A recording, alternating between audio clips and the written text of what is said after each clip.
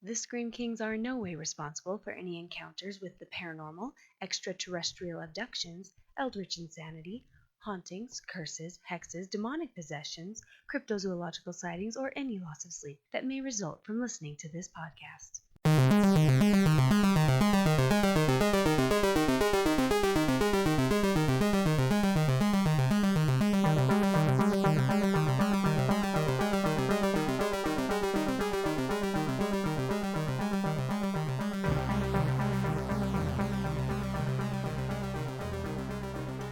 This is the Scream Kings podcast. I'm Nathaniel Darkish. And this is Max George. He said that wherever I podcast, he would find me, walk right up to me, and I wouldn't be able to see him. Ooh, you're just gonna cut out my creepy sound, but I don't even care! I don't know. Maybe I'll just silence it. That might be more appropriate for this episode. I feel like that's fair. We are very excited, though, for this episode because we're seeing a movie that recently came out, The Invisible Man.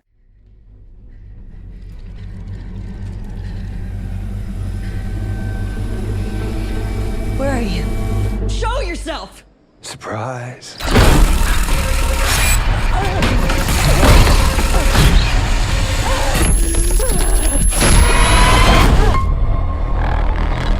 Let me help you. You can't help me. Surprise.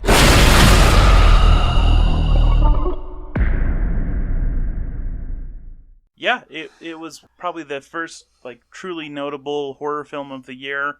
I mean, maybe Gretel and Hansel. I don't know. I didn't see that one. You did. Nope. This one blows it out of the water. Blows Gretel into a million pieces. Sorry, not sorry. I was glad that finally we have a horror film that's actually gaining some traction and isn't just getting eye rolls from critics and horror fans alike. So yeah, this is The Invisible Man, brought to us by Leigh Whannell, who both wrote and directed it. Of course, Leigh Whannell was, at least for a long time, creative partner of James Wan, and has kind of recently branched off into doing some directing work and stuff himself. Second movie he's directed? I don't know. Let me see. Now I'm curious. Sorry. I immediately go down the rabbit hole. As we often do on this podcast. Oh, no. The third movie he directed. Before we get too into the movie, though, Nathaniel, being your literary master that you are, do you maybe want to give our listeners some context of where The Invisible Man comes from? I know you're going to talk about the story in Studying the Strange, but I think it will help our dialogue if we know a little bit about who The Invisible Man is. Well, heck, let's just do Studying the Strange up front. I'm into that. Okay, so today in Studying the Strange, we explore the 1897 science fiction novel by H.G. Wells, The Invisible Man. Okay, so The Invisible Man it was originally a serial story that was published basically about a scientist named Griffin who is all about optics. He's all about trying to make sense of the light spectrum and refractive indexes and all sorts of stuff. And so basically he wants to make it so he can become invisible. He successfully carries this out, but he cannot reverse it. And so as far as the story goes, we kind of start out by seeing this dude, Griffin, who is all bandaged up. He's, wearing thick gloves, thick coat. He's just kind of hiding anywhere that he would have skin. He's just basically at this inn in the middle of nowhere in Sussex, and is just basically saying, "Hey, I'm just going to be doing some sciencey stuff in my room. Leave me alone. Just kind of bring me food. Don't even bother about cleaning my room. Just I don't want to be bugged by anybody." People, of course, in the town are immediately interested in him because there's nothing else going on. And then suddenly, a mysterious burglary occurs. He's trying to find a way to continue to fuel his research in terms of getting rid of this invisibility curse that he has put on himself by some sort of chemical process. Like it's pretty obvious that he's doing all these crimes and stuff. Like the book isn't really subtle about that. I think you're supposed to not know right away, but it's obvious that he's going around. He's basically stripping naked, running around invisible, stealing stuff. Things go on. He very quickly commits his first murder. He beats someone over the head with a pipe. He then, after that, gets an assistant, Thomas Marvel, who I believe is the Invisible Man character in League of Extraordinary Gentlemen. But yeah, so basically he is having him help him with all of his experiments, but Marvel then tries to betray Griffin to the police, and Marvel ends up getting saved by people at the inn, but Griffin tries to kill him. He then tells the police about what's going on with this Invisible Man. Griffin hiding with a doctor he used to know. He explains how he turned himself invisible, and basically is like, hey, well, since I can't reverse this invisibility, I want to create this reign of terror where I'm gonna just try to basically control all of England by doing creepy stuff as the Invisible Man. But the doctor also immediately betrays him, tells the police. He tries to kill the doctor. Griffin then is shoots a Scotland Yard inspector. A mob is formed. They end up cornering him and beating him to death. And as he dies, he becomes visible. And then in the epilogue, you find out that Marvel, that first assistant, has all of his notes and stuff, but lacks the know-how in terms of actually using it to turn himself invisible. The end. It's one of those things where I feel like it's a really cool idea. Someone who is really not that good of a person is the one who is this Invisible Man. Griffin really doesn't have much morality in terms of how society would like to define it. He's really all about being very self-serving, all that. So it makes him a really great villain. But the problem with this book, the problem at least that I have with it, is that the story is good, but the writing is not. I've never liked H.G. Wells' writing style. I don't think it has any subtlety. It's boring. He's just not great in my opinion. So yeah, that's The Invisible Man. The Invisible Man 2020 is, of course, not an original movie. The Invisible Man has been around for a while. Yeah. I do know, though, that this was Universal Studios' attempt to try and recreate this weird dark universe. I don't know if you remember, but there was that movie in 2017, The Mummy, that was just atrocious and bad.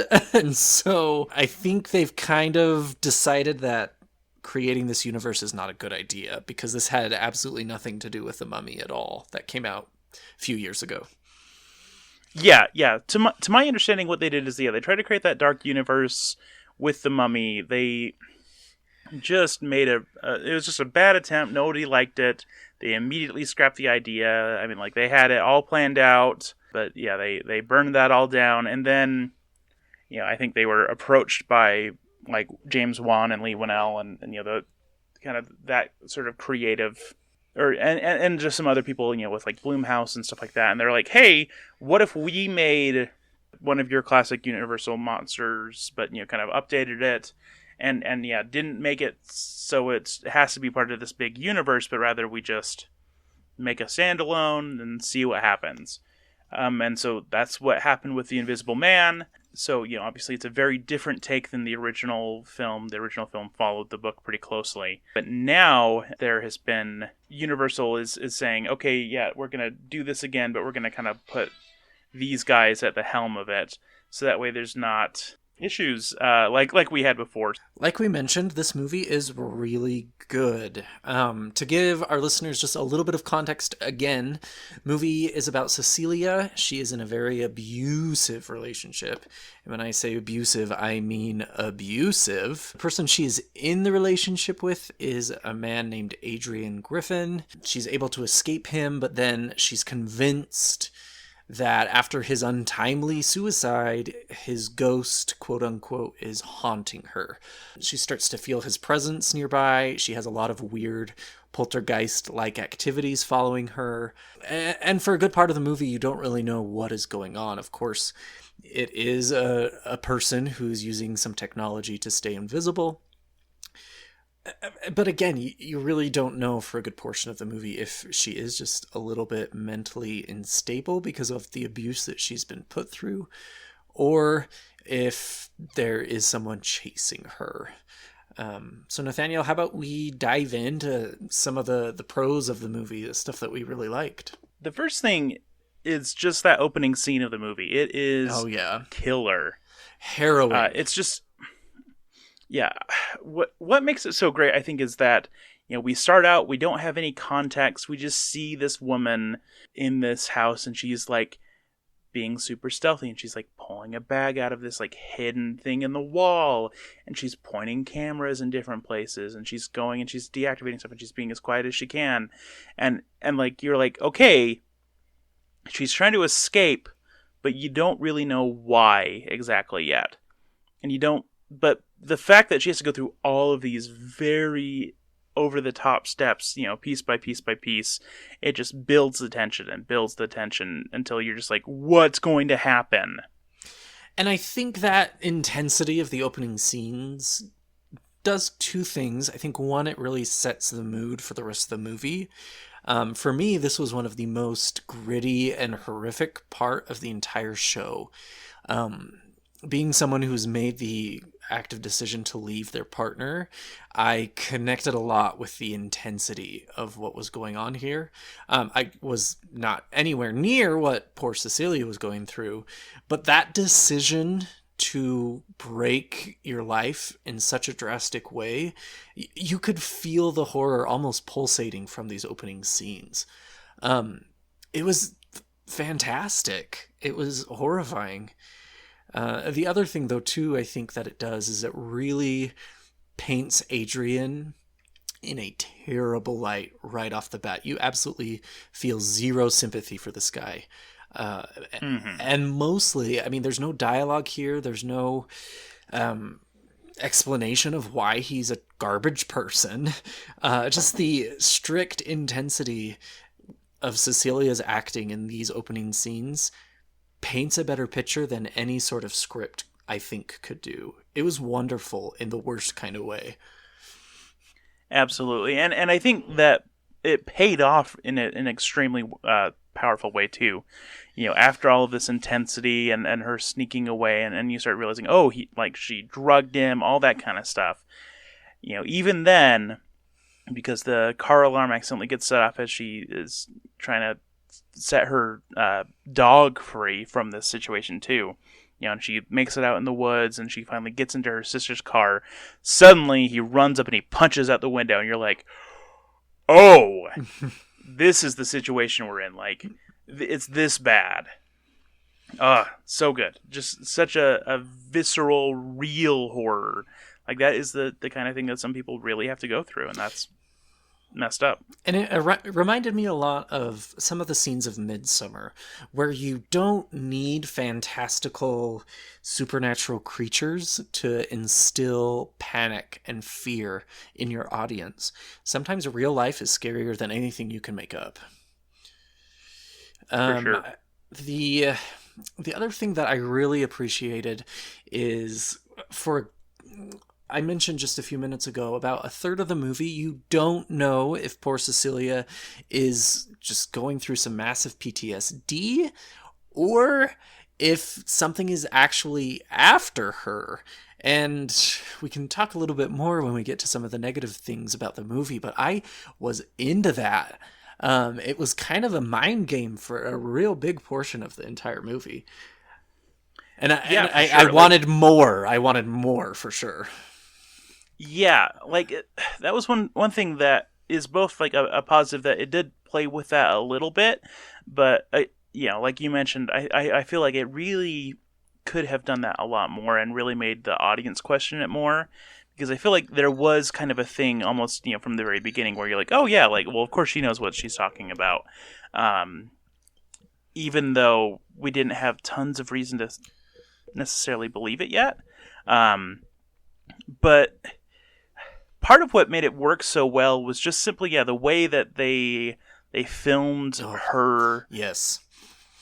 And one, they did a good job of kind of like filming what she was looking at, the fact that she wouldn't get comfortable, just like little things like that were really good in showing the kind of her mindset.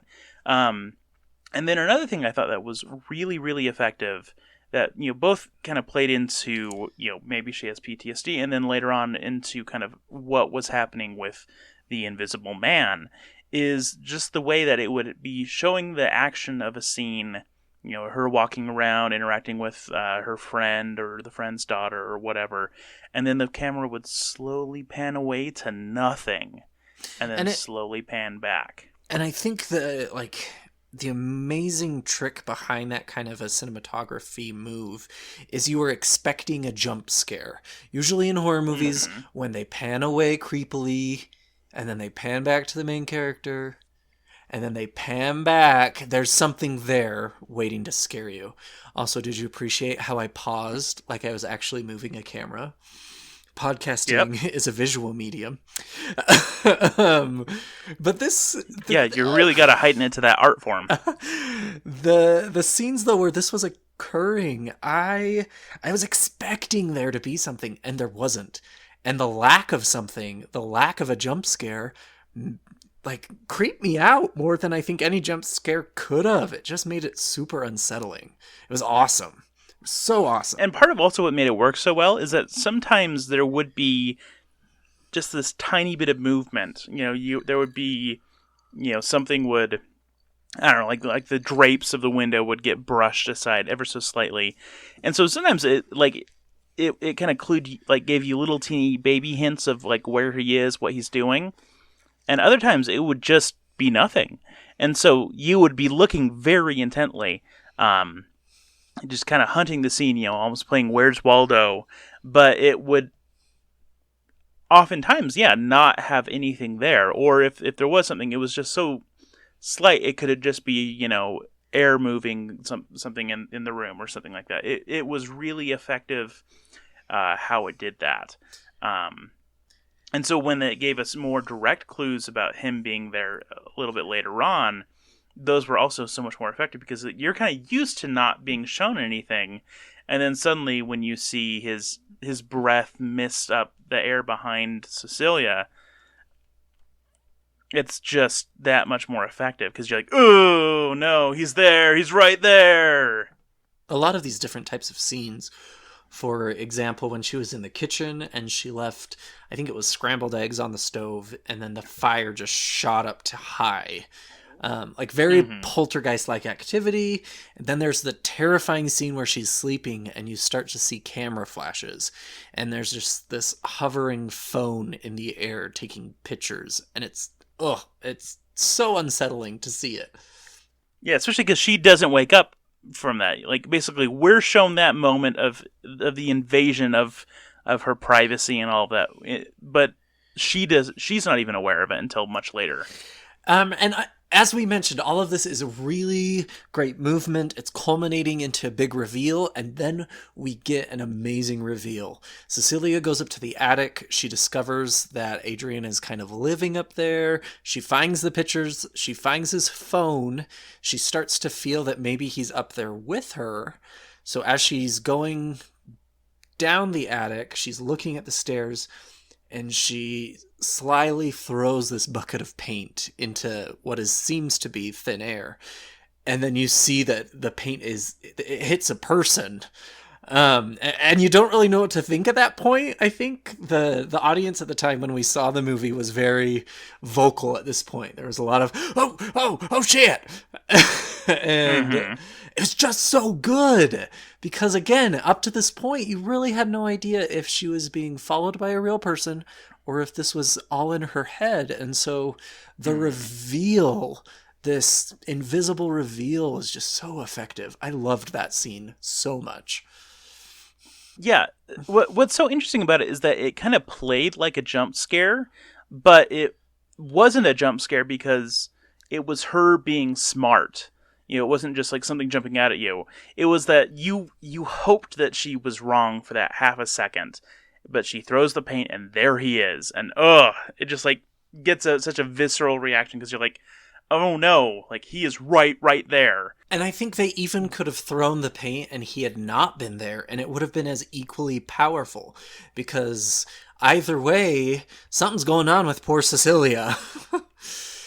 Yeah. It was great. But that point, I mean, there's one other really intense redeeming part of the movie, but that for me was where the movie started to kind of fall apart.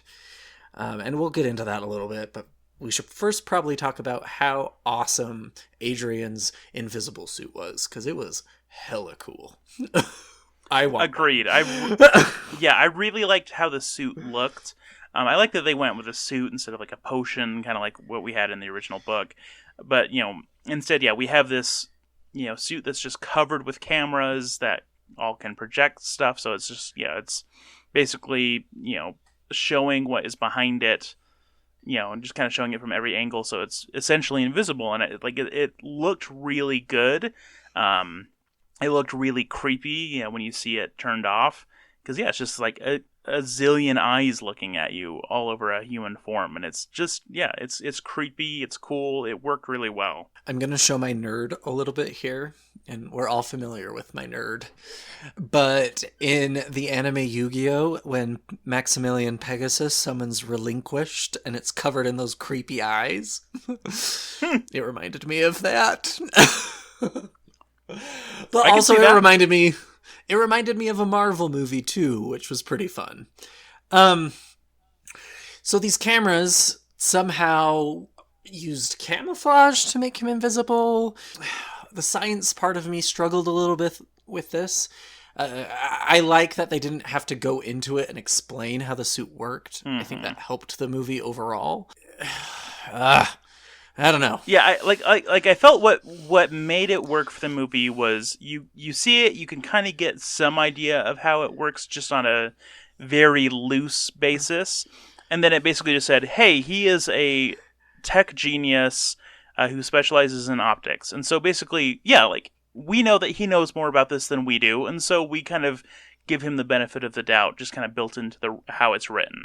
Yeah, and again, I understand why that was necessary, because if you dissect it and think about kind of perception versus sensation and how eyes actually work and how cameras work, it completely falls apart. It makes no sense whatsoever. But also, little children crawling downstairs like spiders and spitting pea soup doesn't make sense either. So, whatever. Mm-hmm. I will just turn science brain off now. Power down. Speaking of powering down, should we talk about the restaurant scene? Holy cow, this scene is...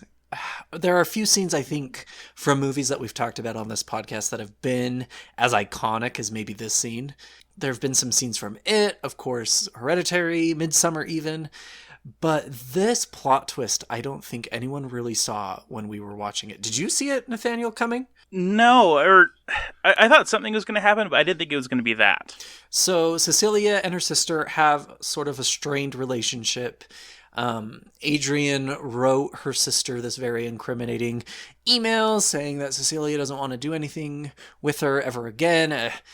There's a lot of plot. From Cecilia's email and all that, so it seems like she did it. Essentially, he was trying to ruin her life. So Cecilia gets really concerned and she knows that Adrian is following her, so she asks her sister to come have lunch with her to try and break bread. Then also, she's really in a pickle at that point because she's found the suit. Really in a pickle is putting it very lightly.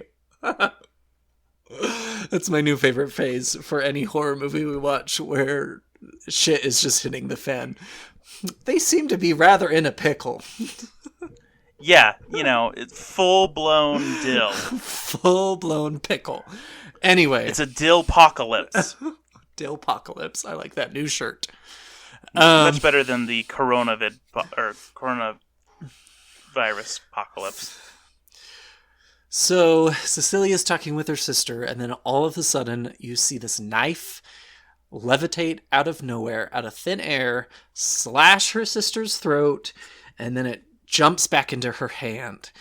And you're just like, what the hell? The man sitting next to me in the audience like yelled at top of his lungs, "Oh shit!" And the entire audience at the time we saw the movie was just incredibly unsettled. Nobody saw this coming. It was so well done. The silence of the room that the restaurant was in after her sister's throat was cut, the terror in all of the extras' faces was incredibly powerful. And honestly, I don't think anyone really saw this coming. It went from, 60-mile-an-hour scares to 120 in a scene. And it was wild. So good. Yeah. Yeah, it did a really good job of also, putting Cecilia in a position where, it looks like she's guilty. It looks like, she is totally mentally unhinged. Like, it did a lot for the story in just, one simple action. And it worked extremely well. Now, what they ended up doing with that maybe didn't work quite as well, but in terms of believability that suddenly the police think that she is murdering people and is just off her rocker, totally viable. And I think more importantly is it creates even more sympathy and empathy for Cecilia's situation. You as an audience know what's happening. You know that she's not mentally ill, but everyone kind of communicating with her and interacting with her in the movie is treating her like she's mentally ill. And it just kind of breaks your heart in a way. And I think the cinematography and really Elizabeth Moss as Cecilia, her acting and her visceral reactions to everything that was going on just made your heart bleed in all the wrong places. It was so well done. Is there a right place for one's heart to bleed? Yes, but we are not a medical nor biology podcast, so to be continued. Okay, fair enough. What is there anything else that you really liked about it, Nathaniel? Like I mentioned, I think the attic and the restaurant were kind of the climax of the movie. From here on out, things start to kind of fall apart for me. Pun intended, because her throat was cut and her head was falling apart. Get it? Yeah, that's how that works. Okay. No, I feel like that kind of covers a lot of the high points for me. So I guess should we jump into some of the negatives then? Let's do it. Okay, so I guess just for starters, I don't feel like the acting was necessarily super consistent throughout the movie. I feel like Elizabeth Moss did a solid job. Everyone else was just okay. Yeah, I think clunky is a good word. Cecilia has a friend / boyfriend / ex-lover. Not 100% sure what their relationship was, and that was one of my issues with it, is it never really... I think it's just that they're friends. His name was James Lanier. He had a daughter named Sydney. Their relationship was cute, but there came a point in the movie where Adrian, as the Invisible Man, slapped Sydney, and she blamed it on Cecilia because clearly she can't see who's slapping her. And a lot of the actions that happened from then on with these two supposed life friends felt very dramatic, very escalated. I don't know. I felt like a lot of the rational decisions started going out the window at this point. And the acting... or even... The acting didn't help those decisions because it was so clunky.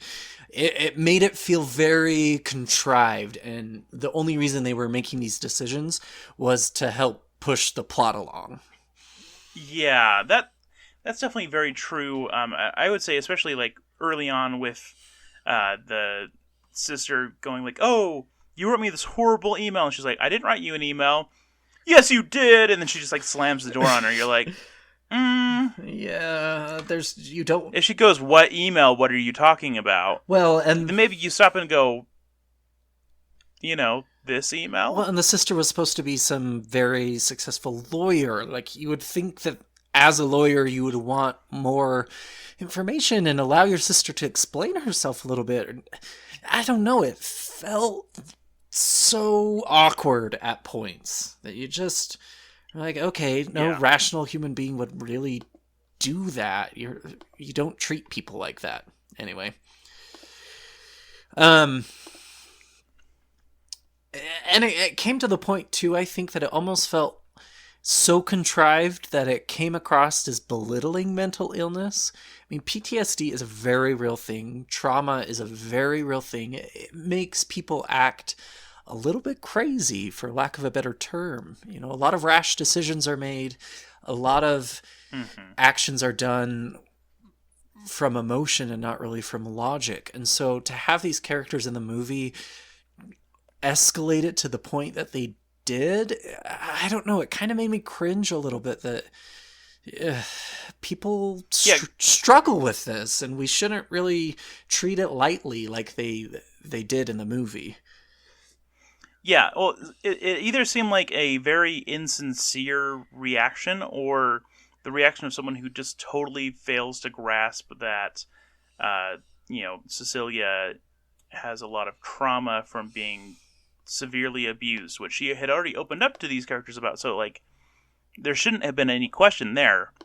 So, yeah, it seems like the reaction should have been, let's work through this together, not just oh, I'm shutting you, or I'm totally, cutting you off at this point based on one thing that happened that you're not even seem to be fully aware of.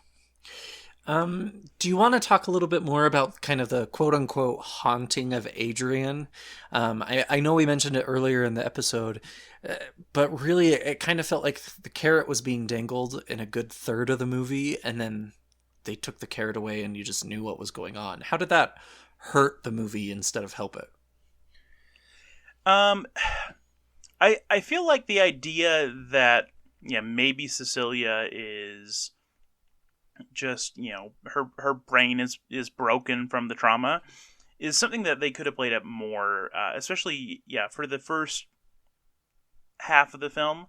There is certainly a point where you were supposed to know that there's the Invisible Man and he is doing these things to her, but I feel like one, we learned that way too early on, and two, it's just one of those things where it's a lot more interesting to look at it and go maybe this isn't actually happening. Maybe, just it makes it more of an immersive experience if we as an audience are not 100% certain of what's real and what's not. Because, and I think it could have been stronger if we had some instances where there are things that happen or that Cecilia perceives as happening that aren't Adrian. It's just that that she is afraid of every shadow, every sound, every little thing. If we saw that a little bit more, we had that hinted at, she's having trouble going to the mailbox. Oh, she has trouble, being outside the house. We get a little bit of that, but I think if that was played up to be a bigger part of the beginning section of the film, it would have paid off more when she ends up being right and that all the paranoia is true. Because then we actually see her as someone who is paranoid, who maybe it warrants questioning her. It helps us believe the other characters when they go, I think you're just kind of freaking out over nothing. And you went through something hard. Let's get you some more help. If she was actually seeing a therapist, if she was doing some things to actually get help for the real issue that she experienced, it would have made the awful things that were happening to her, that Adrian is still continuing to do awful things to her, that much more real. Especially because we could have understood their relationship more if she was opening up to a therapist about it or something like that. I don't know. Just to me, it was really a missed opportunity because I think it could have turned what was a good horror film into a really, really great one. And I think it would have helped a little bit of those contrived plot points feel a little bit more Mm-hmm. authentic, because you see a little bit more of the raw and the grit of what she went through. So you start to kind of empathize with her more, and then, you know, if you see her really trying to work on some of the issues she's struggling with and then failing, some of those rash decisions that a lot of her friends were making would have made a little bit more sense, because you're just so tired of trying to fix someone sometimes that you can't, and you have to create those harsh boundaries. But without that background, it felt forced. It felt disrespectful to mental illness. Yeah. I think for me, go ahead. I think just like a perfect example of that is, say, earlier in the film, if we had her friend's daughter come up and just like tap her on the shoulder, if she like turned around and like screamed and like jumped back, if that had happened earlier, then I think we would have believed a little bit more when she's like, she hit me later on. Because people's reactions are fight or flight. And so if we see that still affecting her at that level of intensity, it would make more sense why someone else would believe that she had, irrationally hit her. Absolutely. I really think that was kind of the biggest, the Achilles heel of this movie. The second heel, because we all have 2 feet, was the ending. And that's 2-part, and I'll let you talk about the second aspect of that, because it's kind of the big plot reveal of the entire film, which was not executed very well. But the first thing that I struggled with is I felt like this movie could have ended 4 times. It was frustrating, and the more I thought about it, the more it kind of made me mad. Cecilia first is in the mental hospital, and there's this big altercation with Adrian. You think it's gonna end, and then it continues. And she runs back to her friend's house, and you think it's going to end there, and then it continues. And it does this 2 or 3 more times. And again, it kind of felt like this climax kind of movement of the movie at this critical part felt very contrived. That, okay, we have to do A, then we have to do B, then we have to do C, and then we have to do D, and then we're gonna end with E. And by the time you got to E, I just didn't care anymore. I felt like it had run its course.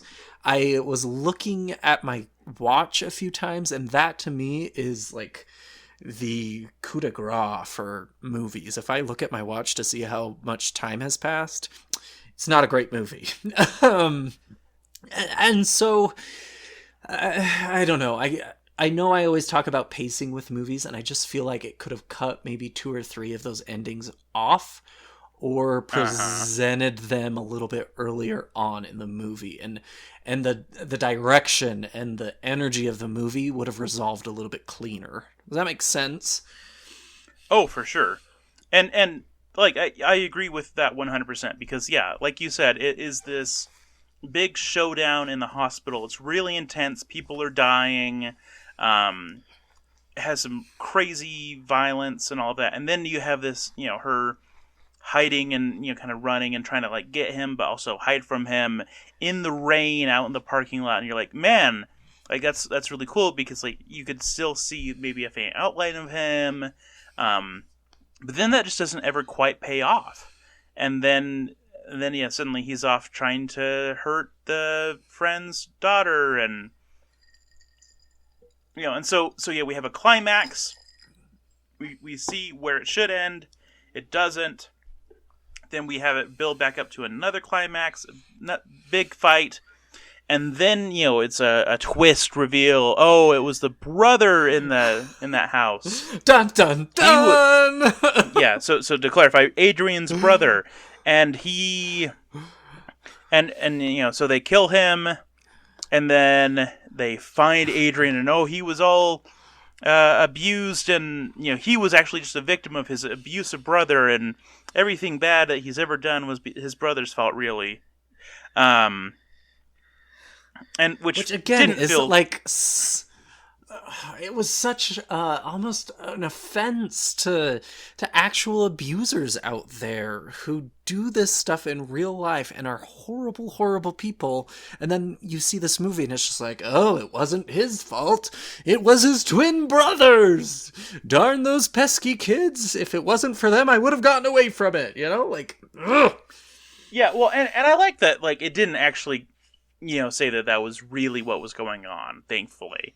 But it immediately, too many of the characters accepted that as reality, which I hated. But then it, like, kind of, like, acted like it was going into the denouement, and we're gonna have everything resolve, and then suddenly, oh, no, she's gotta have a secret plan to get Adrian to admit stuff, and then when he doesn't, then she, pops on the suit, makes him cut his own throat, then he's dead, walk away, and then we don't have a denouement. And so it's kind of... Hey, Nathaniel, for us common folk, do you maybe want to give a literary explanation of denouement? Okay, so denouement... Before we recorded. Yes, so for those of you who have not taken an English class in the last few years, denouement is a literary term that refers to the falling action in a story. So typically, you'll have your climactic moment, and then you have, kind of the falling action, which is, kind of the story getting wrapped up, us finding, seeing how characters are changed by whatever, they go back to their house, whatever it is. So I'll give the example of The Hobbit. So we have the Battle of the Five Armies as the climax, and then the denouement is him returning home. Bilbo going back to the Shire. That's the denouement, and we get to see him, where he started out, but he's different now. And so in this case, we have all of the story elements, kind of being wrapped up. Or pretending to be wrapped up as oh, it was actually the brother. Oh, Adrian, was trapped. Oh, she's filling out police reports and all of that stuff. Her life is starting to go on, and then we have another climax. And so it's just kind of confusing because we're not. We as viewers or readers or consumers of stories, we're used to having that denouement, and so without it's kind of it feels incomplete. We need to see her, if it had that climax and then we had a scene of her living life, feeling good, whatever, then we would feel like the story's wrapped up. But we don't. We have her walk off and be like, he definitely killed himself. That's what the cameras will show. Wink. Roll credits. And so we just don't feel like the story gets to have any sort of resolution after that point.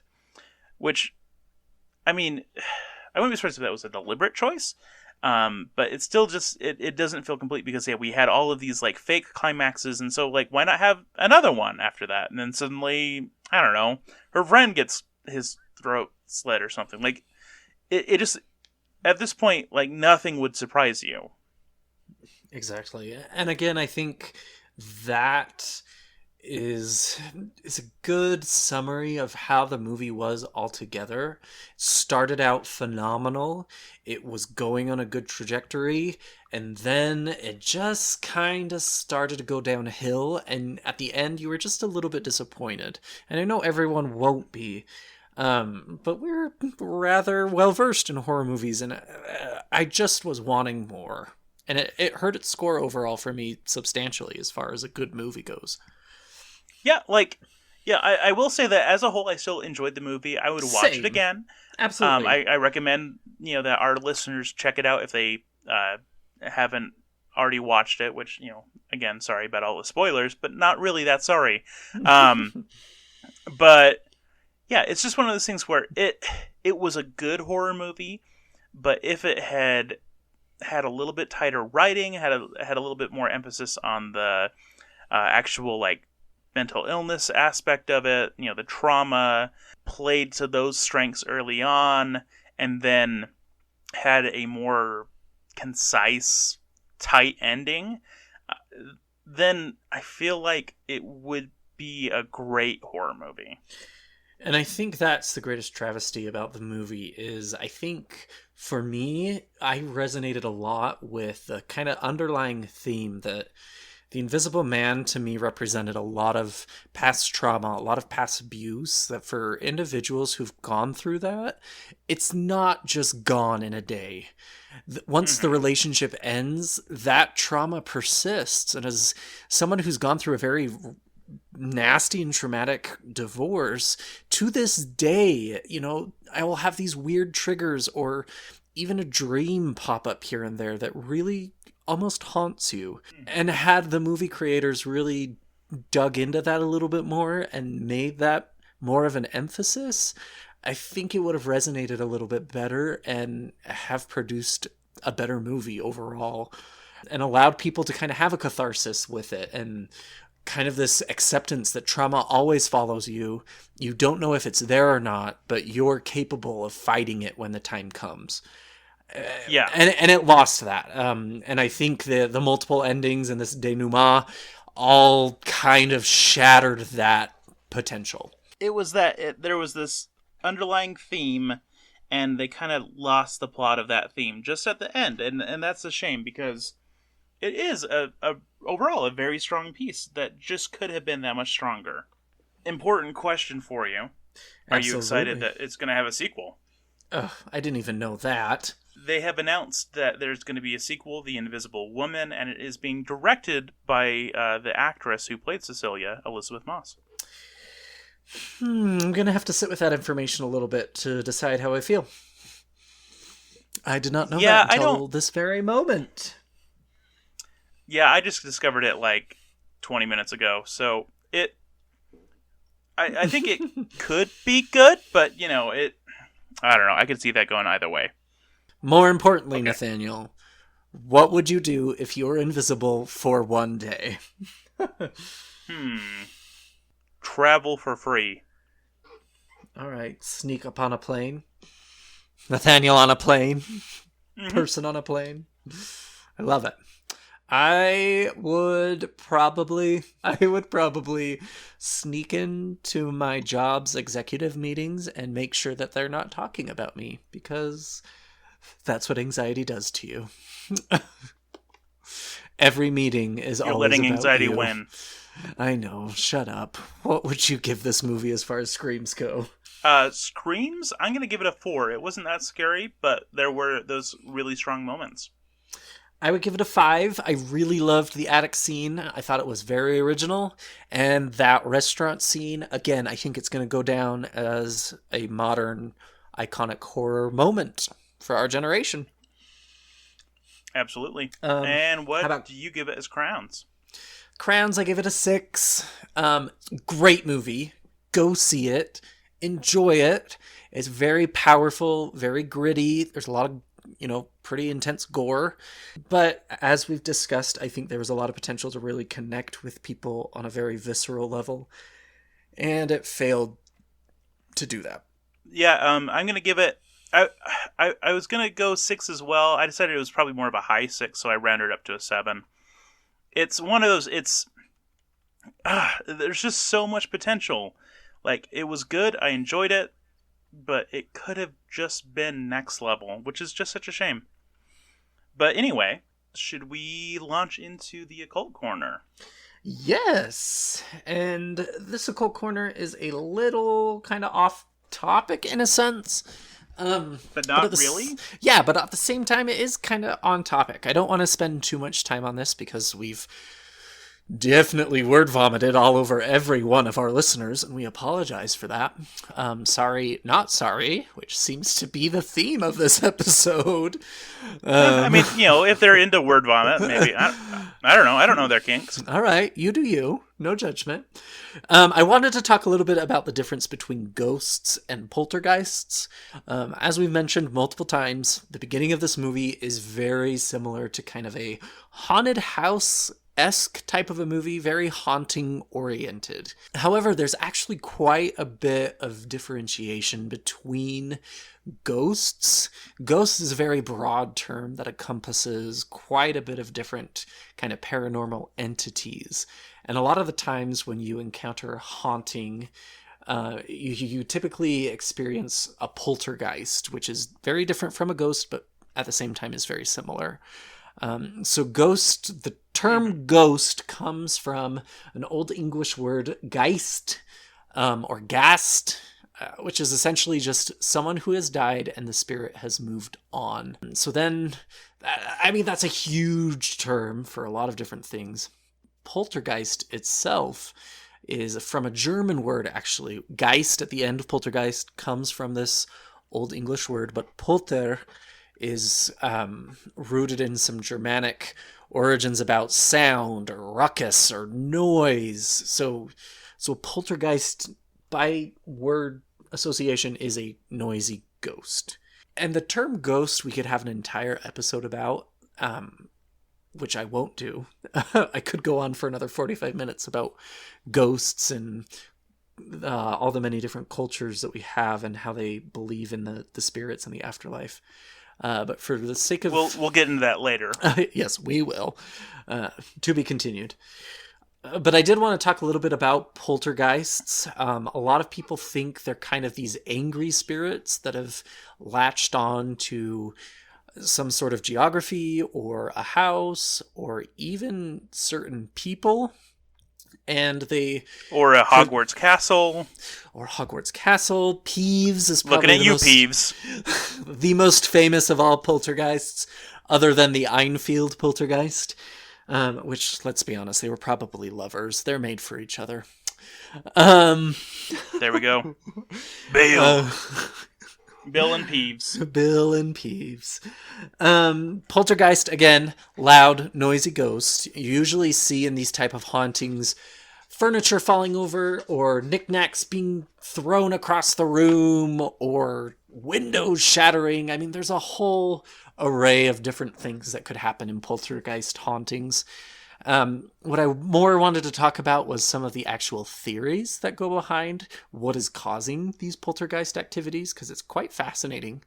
There's been actually quite a bit of scientific research on a lot of these hauntings, and the hard science community absolutely does not believe in what they can't see or describe. So they've actually categorized poltergeist hauntings being the result of weird seismic activity going on underneath the house, which can result into weird water activity happening in your house's pipes, which then cause things to fly off shelves and cabinets to open unexpectedly and whatnot. It's like electronic activity in the air. It could be all sorts of stuff. That, I read one article about air pressure differences, that if the air pressure is more intense on the outside of your house than the inside, that anytime you open a door, it can create these huge currents of air, which will throw things off the shelf, which, again, I have to reboot my science mind. Makes some sense. But a lot of the hauntings that we see are probably more explained by people wanting to make money. A good haunting story always brings a good dollar bill with it. Also, the biggest explanation for poltergeists is children. That parents just don't see their children doing dumb stuff, and they equate it with a ghost, which is something we saw in the Enfield haunting. It could be debated that the children there were the cause of a lot of stuff. But to play devil's advocate, of course, you could have an actual spirit who's upset or angry that there are people living in the location that they are bound to. A lot of times you see poltergeists attacking people as well. So you don't have a haunted house, you have a haunted person. So if that person moves from place to place, the hauntings will still occur. Which is a very interesting idea, and I think we need to see some more horror movies that are like that. I know there are a few out there, like Insidious and even Annabelle to some extent, although those are both mostly demonic, not really poltergeist. The movie Poltergeist, I guess I should say, is a movie about poltergeists. So there you go. And there's, I guess 4 poltergeist movies. Fair. A very Spark Note version about the differences between ghosts and poltergeists, and then a little bit more of a breakdown of what poltergeists are and what they do and how they misbehave. Those silly little rascals. I've been playing a lot of Luigi's Mansion 3. Great game. Fantastic game. Who doesn't love sucking up ghosts? You can borrow it after, Nathaniel. I showed my daughter this game, and we created a vacuum out of toilet paper cleaners and plastic bags and a backpack, and we went on a ghost hunt over the weekend, and it was magical. But the ghosts by vacuum, you mean a poltergust. A poltergust? All those ghosts, though, in Luigi's Mansion are definitely poltergeists. So if you haven't played it, go play it, because it's a great game. We need to talk more about horror-themed video games on this show. Yep. All right, Nathaniel, how are you staying spooky?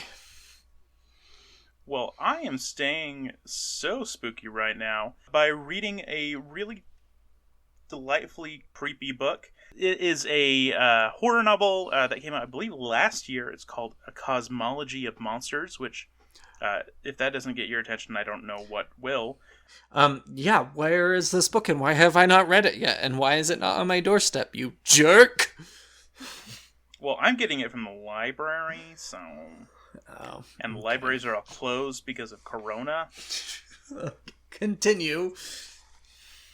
But yeah, it is a book about a family that makes their own haunted house, and then a bunch of other stuff. So it's a really good blend of kind of like real life horrors, along with very some supernatural horrors as well. I'm not far enough into it to say much more about the plot than that, but I really am enjoying it a great deal. I love the way that it's written, and I'll definitely have to report back in the future about what I end up deciding about how I feel about it as a whole. But so far, it's real good. For me, I was recently in Georgia, in the middle of nowhere, Georgia, for a work assignment, and in order to get to the location I needed to be at, I had a 2.5-hour drive, which usually means a lot of podcasts. I found one episode from a fellow horror podcast, and we got to get them a huge shout out. They're wonderful, wonderful gentlemen. The folks at Astonishing Legends interviewed a gentleman by the name of Terry Lovelace. He used to be an Air Force medic and EMT. And on this episode, they talk about the abduction of Devil's Den, is what it's called. And it's Terry Lovelace's story about being abducted and this alien sighting in the middle of the desert. And his story is deeply compelling. And a lot of the facts are very, almost too authentic not to believe. A lot of stuff with the government and where he was a U.S. medic and EMT for the Air Force, you have this sense of you have to believe him because he was in the Air Force, and he's not just like some guy who lives in a van down by the river. He's a very credentialed individual, and so the story that he tells is very detailed and very compelling and very scary. I was listening to it at like 6 a.m. in the morning in a very foggy backwoods Georgia town, and it got under my skin, but I was also fascinated with it at the same time. It really sparked an alien abduction interest in me, and I've kind of gone balls to the wall about soaking up anything I can about alien abduction. So definitely take a listen to it. It's a long episode. I believe it's about 4 hours. But again, the name of the podcast is Astonishing Legends, and the episode is Abduction at Devil's Den, episode 155. They do great work. It would be awesome to have them on this show. Heck yeah, I will definitely check that out because that sounds super dope. It's spooky. I had our number one fan, Kiara, listen to it, and she ate it up and has shown it to all of the people she cares about because it's so good. What she did, I am shocked. I know. Anyway, I hope everyone listening is staying safe, stay healthy, social distance yourself from everyone. I know it's kind of a crazy time right now with the coronavirus out there. Be smart. Don't be stupid. Everyone's going to be okay. We should probably do Contagion or Cabin Fever or 28 Days Later on our next episode. No, man. Quarantine. Quarantine. Oh, By that I good mean one. Wreck, the original Quarantine. Definitely. So stay spooky, everyone. Stay spooky. Need even more Scream Kings? Here's our obligatory shameless social media plug. Follow us on Twitter or Instagram at Scream Kings Pod. You could also email us at screamkingspodcast@gmail.com. Help us reach a wider audience of horror fans by leaving a review on iTunes or by sharing a link on social media. You can also support the show by going to patreon.com/Scream Kings. Stay spooky.